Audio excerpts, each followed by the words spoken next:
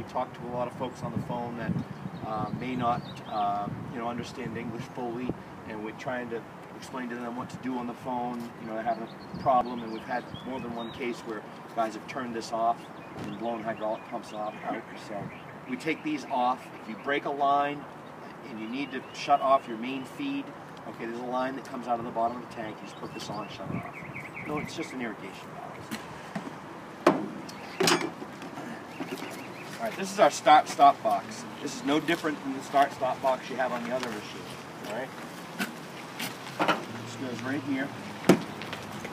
I leave this connected all the time. If you felt like you needed to disconnect it, you can.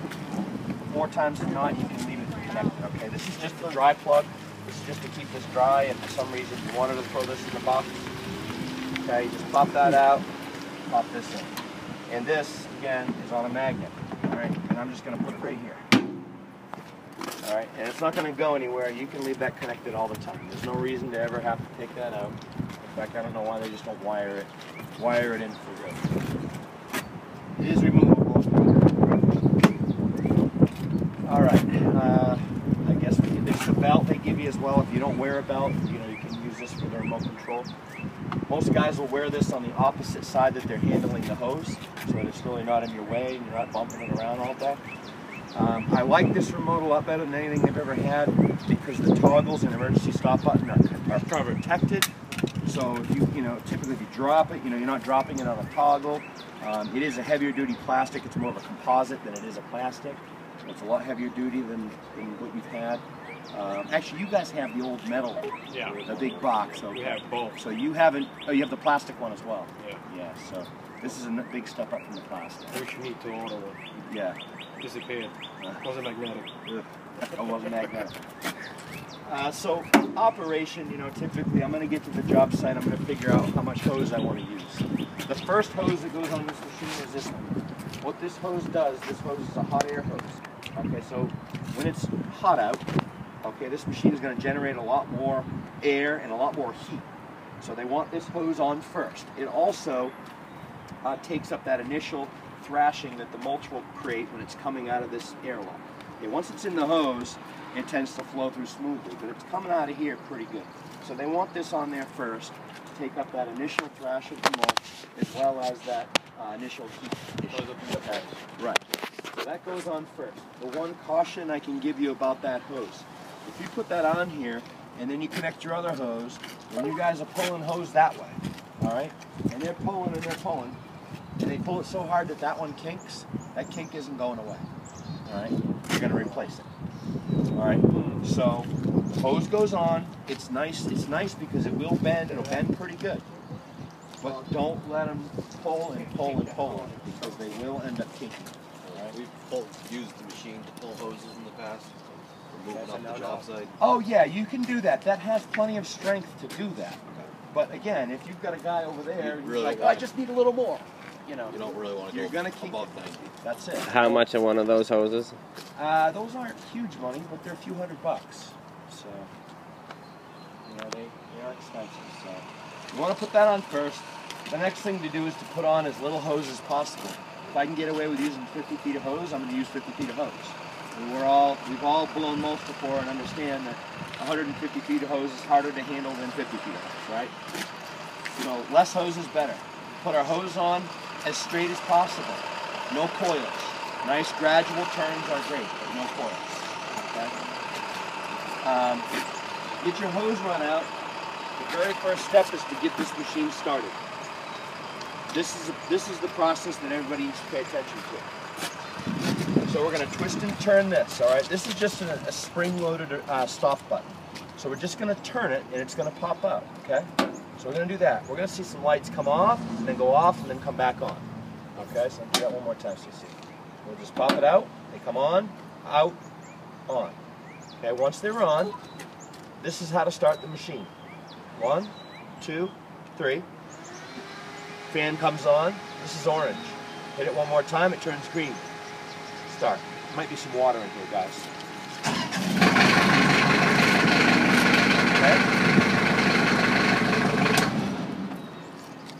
Who wants to do it? I'll try it. No.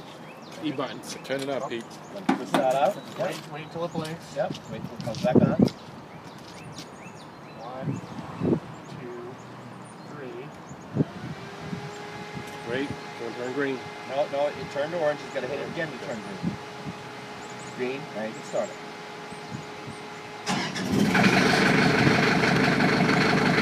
Nice job, Pete. You're a professional. Who's next? Here. That was hard. Anybody else? Who's running this machine? Well, it might be Patrick, why don't you try that? Go ahead. So first we Yep. flash, RPM, 4.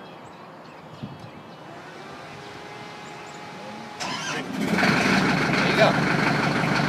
A little fast, Patrick.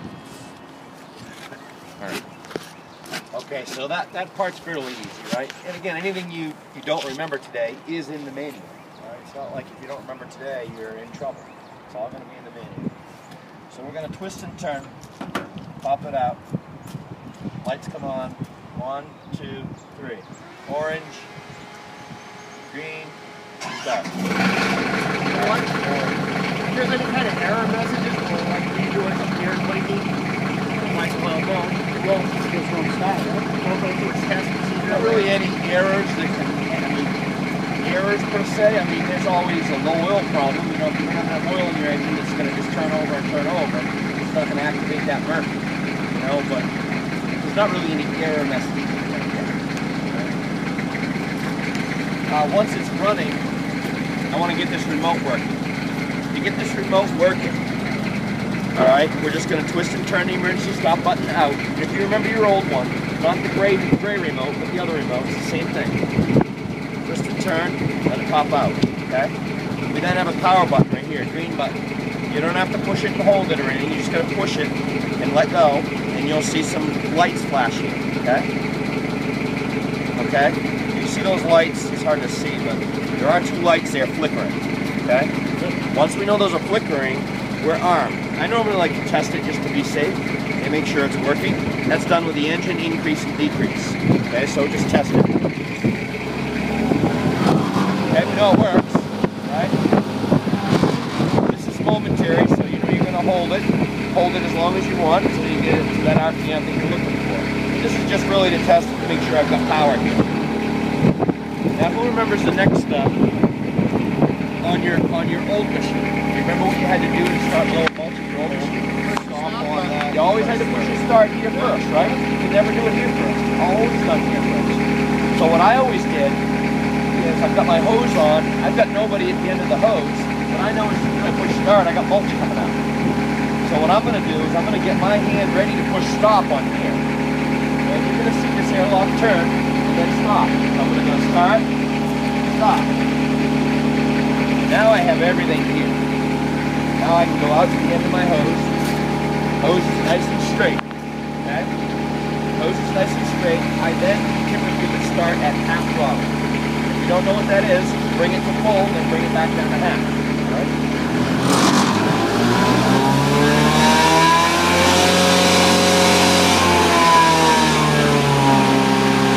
Somewhere in there. Alright? That's where we're going to start. We've got this on our hip, and then the material start. The only thing that's moving right now is this airlock. The floor will not be moving. Alright, let me turn this engine down. We're going to pretend that that's at half throttle, so we can hear each other. This airlock is the only thing that's moving when I push material start, okay?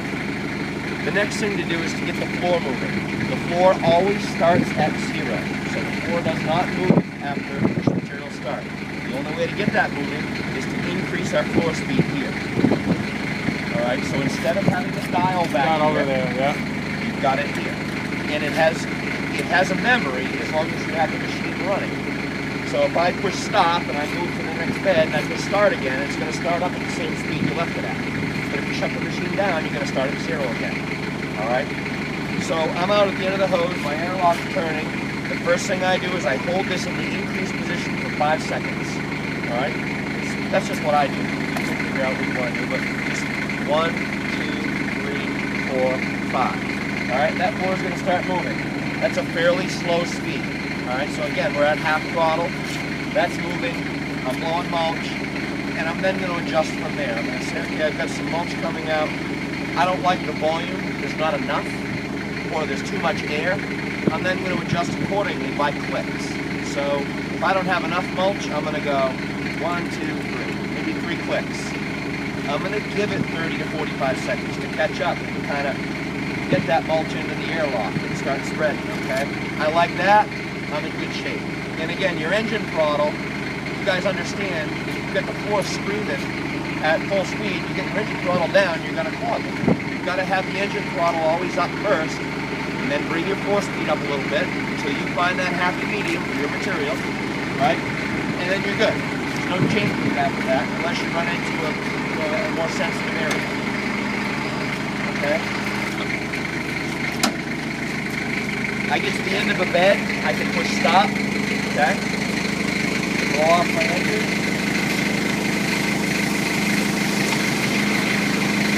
Blow off my edges, and I can move on to the next bed. All right, move on to the next bed. I push start again, it's going to remember exactly where I was. All right? So everybody has all that, right? Quick question. Can you run the machine without the remote control? Yes, you can.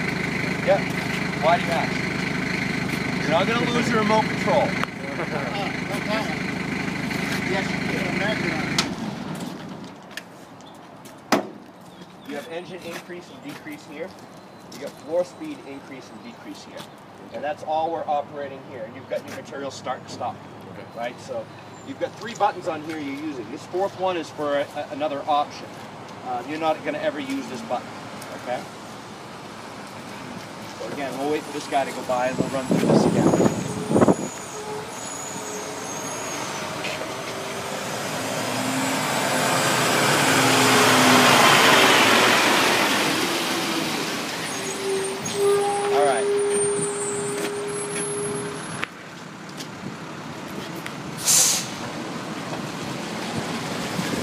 Give this a shot.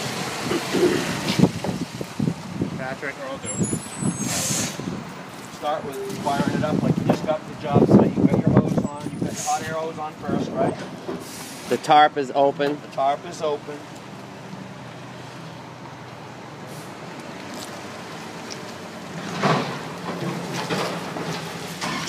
Okay, you gotta, if you did it too fast, you gotta push and hold until it starts. Okay. So start over, yep.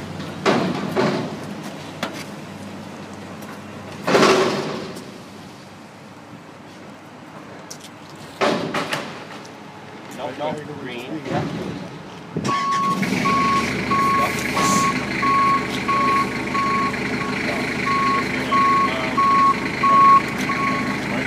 Yep. Right, you don't have to pull it. Twist and turn until it pops up. It's up. Yep. Alright, Nope. Nope, not yet. You gotta power it up. The green button. Just push a button, yep. You should see some lights flickering. Yep. Okay. TXDR, right? Yep. And then I get to engine increase. Test it. Yep.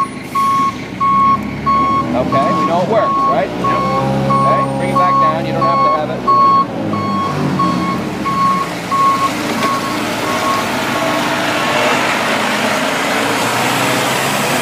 Alright, the engine, you know the remote works now, okay? Because the throttle has gone up and down.